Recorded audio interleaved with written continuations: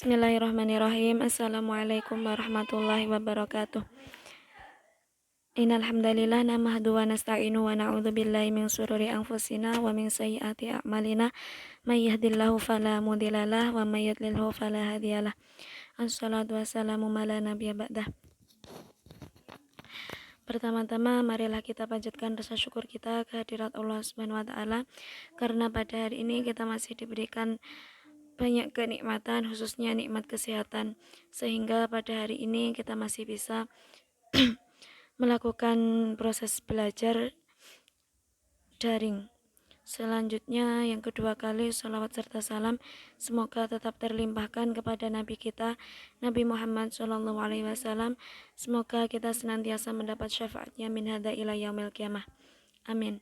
Ketiga kalinya, saya selaku perwakilan pembukaan presentasi pada hari ini, di mana ada dua presentator. Yang pertama akan disampaikan oleh saya sendiri dan selanjutnya akan disampaikan oleh teman saya Roshida.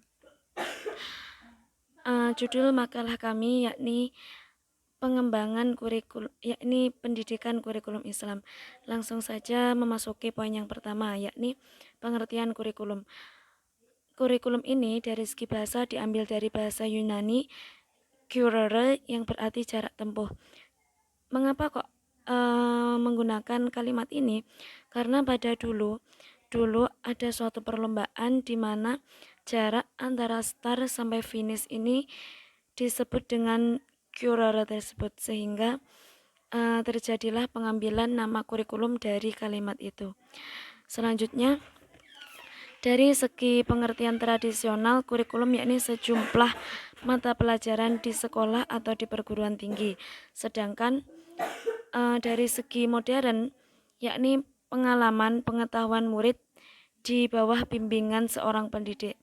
Selanjutnya, kurikulum disampaikan oleh beberapa ahli, yakni Eisner dan juga Nasution. Langsung ke pokok inti, yakni pengertian kurikulum Islam.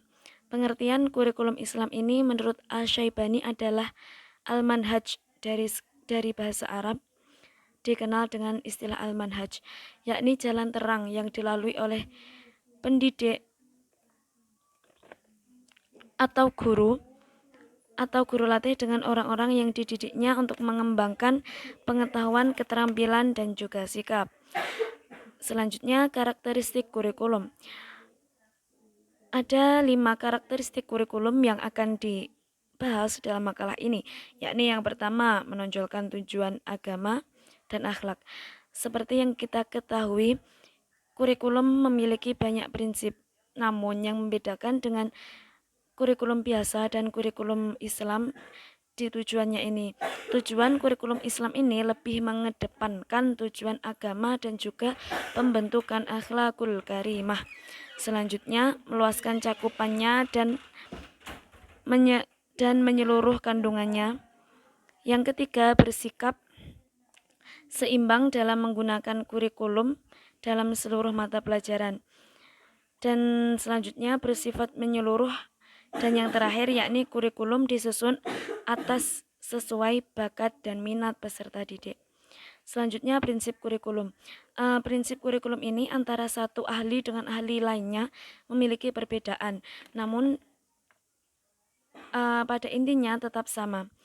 Di sini tidak disebutkan semua prinsip, hanya beberapa saja prinsip kurikulum yang disebutkan dalam makalah ini, yakni antara lain wajib belajar dan juga mengajar, prinsip pendidikan untuk semua, maksudnya untuk seluruh kalangan usia, baik kecil, dewasa, tua, muda. Dan selanjutnya prinsip belajar sepanjang hayat, di mana dijelaskan dalam hadis Nabi bahwa kewajiban menuntut ilmu itu sejak dari buayan hingga liang lahat.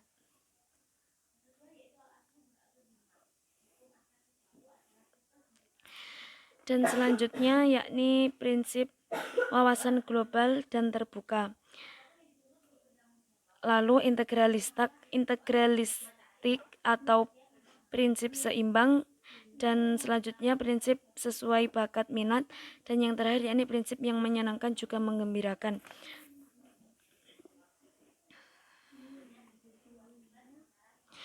Poin selanjutnya yakni tujuan kurikulum. Tujuan kurikulum ini ada 4. Yang pertama, untuk pembentukan atau pembinaan peningkatan keimanan seseorang. Selanjutnya, pembinaan teguh pada ajaran syariat dan memunculkan akhlakul karimah. Yang ketiga, mengokohkan kehidupan beragama. Dan yang terakhir yakni membantu melakukan perdamaian dunia. Selanjutnya, komponen kurikulum Islam. Ada 3 komponen kurikulum, yakni yang pertama tujuan kurikulum Islam, di mana di sini ada 2 tujuan, yakni tujuan institusional dan tujuan instruktusional. Selanjutnya, isi kurikulum. Dalam isi kurikulum ini terdapat jenis-jenis bidang studi dan juga isi program dari bidang studi tersebut. Yang ketiga yakni organisasi kurikulum dan juga strategi kurikulum. Di mana untuk pembentukan kurikulum atau penyusunannya tentu tidak sembarangan. Maka dari ini diperlukan suatu organisasi dalam menyusun kurikulum atau kepanitiaan, mungkin kita mengenalnya seperti itu, dan juga strategi atau langkah-langkah dalam penyusunannya. Jadi tidak langsung menyusun begitu saja. Dan selanjutnya yakni asas. Ada banyak asas kurikulum pendidikan Islam. Namun dalam makalah ini yang disebutkan hanya asas religius, filosofis, psikologis, dan juga sosiokultural. Asas religius seperti yang kita ketahui, dalam proses belajar mengajar tentu akan muncul sebuah pertanyaan-pertanyaan yang bahkan pertanyaan tersebut sangat simpel namun juga bingung cara menjawabnya. Nah, dari sinilah asas religius itu berfungsi, di mana konsep agama dan juga konsep filsafat bersatu untuk menjawab pertanyaan tersebut. Selanjutnya, filosofis. Filosofis ini ada filosofis bangsa, filosofis pendidikan, dan juga filosofis lembaga pendidikan.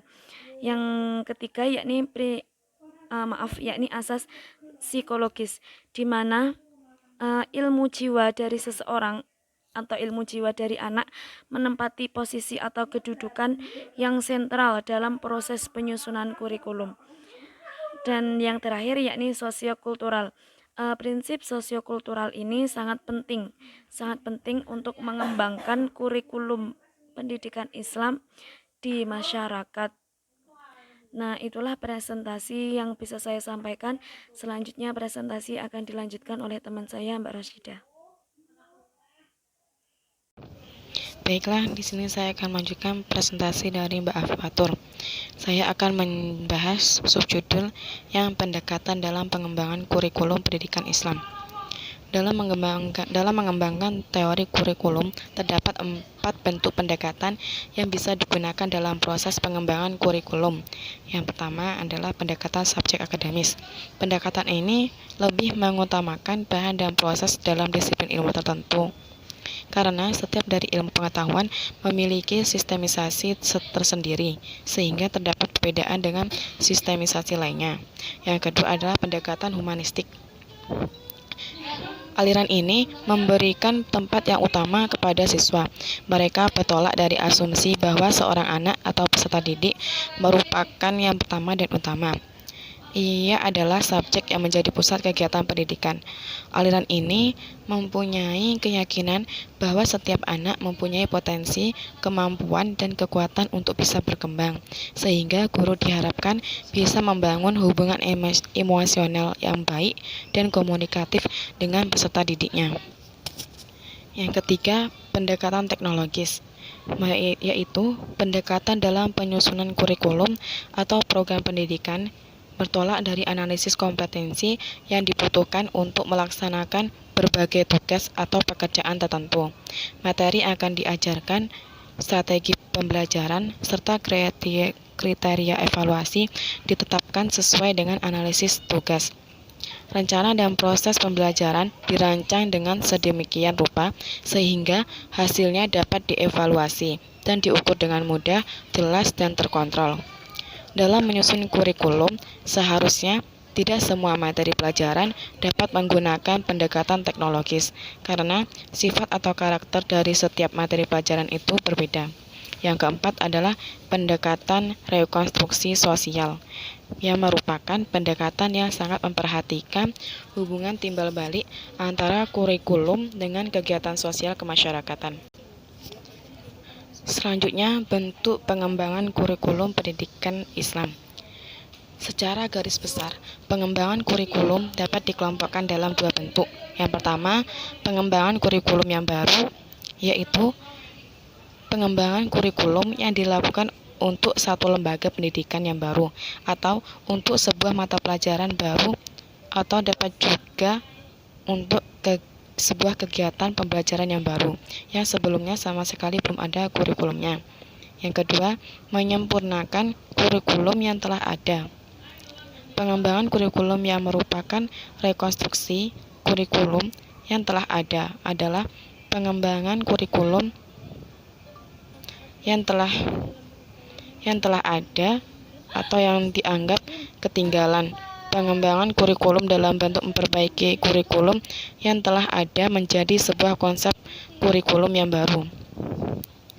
Dalam hal ini, lingkup kegiatannya dapat diacu dari apa yang dikemukakan oleh R.J. Havlek, sebagaimana dikutip oleh Nasution, yang digolongkan dalam 6 jenis, yaitu 1. Substitusi, yaitu penggantian atau penukaran, misalnya mengganti komponen kurikulum yang lama dengan yang baru. 2. Alterasi atau mengadakan perubahan dalam struktur yang ada, misalnya struktur organisasi kurikulum yang lama dengan yang baru, yang sesuai dengan kebutuhan sekarang. 3. Penambahan, tanpa mengganggu pola yang lama, misalnya menambahkan sarana dan alat bantu atau bahan pelajaran baru dan lain-lainnya. Yang keempat, restrukturisasi, misalnya mengadakan reorganisasi kurikulum dan jadwal pelajaran yang dapat memerlukan perubahan yang mendalam tentang hubungan antar pribadi, misalnya dengan menjalankan tim teaching pendekatan terpadu. Yang kelima, penghapusan cara-cara lama, misalnya menghapuskan metode yang hanya menggunakan satu buku pelajaran sebagai sumber satu-satunya dan mengutamakan proses belajar dengan memanfaatkan banyak sumber seperti perpustakaan, lingkungan, dan sebagainya. Penghapusan pengajaran klasik, penghapusan sistem ujian, penghapusan buku rapor tradisional, dan lain-lainnya. Yang keenam adalah penguatan yang lama, yaitu memantapkan cara-cara lama akan tetapi dilengkapi dengan pengetahuan yang mutakhir sesuai dengan perkembangan ilmu pengetahuan melalui penataran dan penyegaran. Selanjutnya, hidden kurikulum dalam pendidikan Islam. Kurikulum tersembunyi merupakan phrase dari gabungan dua istilah, yakni kurikulum dan tersembunyi. Kurikulum secara etimologis terdiri dari kata karer yang berarti tempat berlari dan kurir yang artinya pelari atau atlet. Sedangkan secara istilah, kurikulum dapat dipahami sebagai landasan yang digunakan pendidik untuk membimbing peserta didiknya ke arah tujuan yang diinginkan melalui akumulasi sejumlah pengetahuan, keterampilan, dan sikap mental. Jika dihubungkan dengan istilah tersembunyi, maka secara umum dapat dipahami bahwa kurikulum tersebut merupakan kurikulum yang tidak terlihat, namun berperan dalam pencapaian tujuan pendidikan, sehingga kurikulum tersembunyi dalam hal ini merupakan sesuatu yang menjadi misi tertentu yang hanya diketahui oleh seorang guru ataupun pengelola pendidikan. Kurikulum tersembunyi mempunyai kriteria sebagai berikut.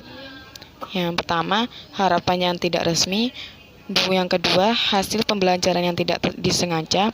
3. Pesan implisit yang timbul dari struktur sekolah. 4. Dibuat oleh para siswa. Dan yang terakhir adalah aspek kurikulum tersembunyi.